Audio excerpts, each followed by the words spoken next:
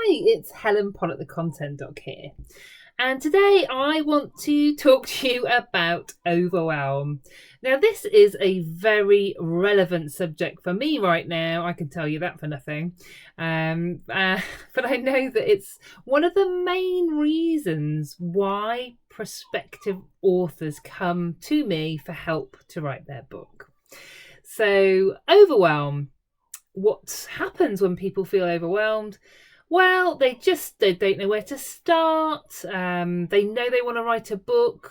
Often they're not entirely sure what the subject of the book should be because there are lots of different ideas they've got.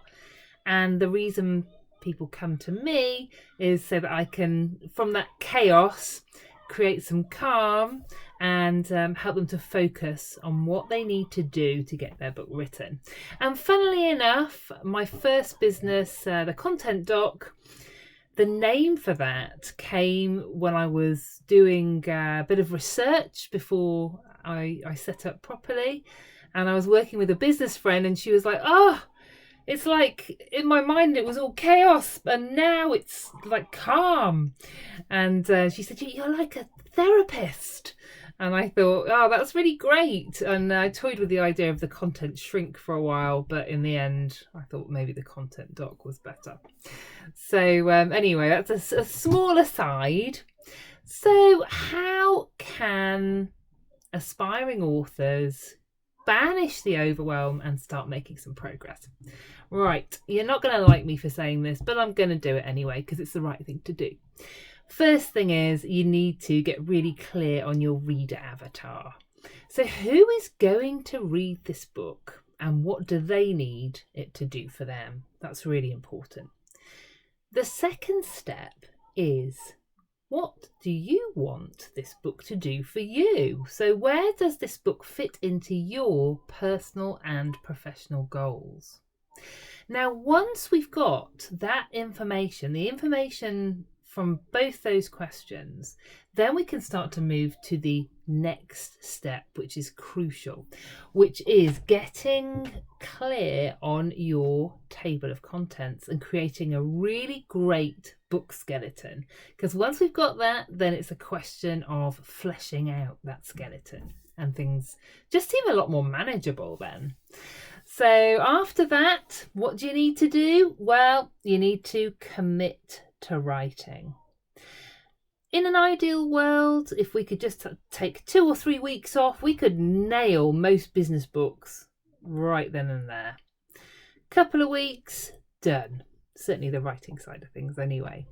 But in the real world, many of us also have to juggle our own work and family commitments perhaps too, and we're not going to be able to just block out 2 or 3 weeks to write a book.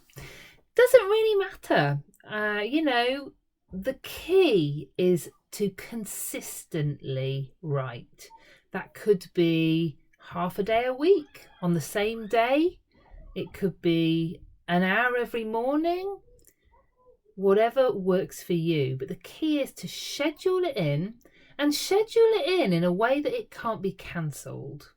What you don't want is to just put it in, but make it something that a meeting can eject from your schedule, because you'll find that writing your book tends to then go to the bottom of your to-do list and not get done. Now, how much time should you give to writing your book? Well, that's a question for you to work out, and how much time you've got is going to be a key consideration.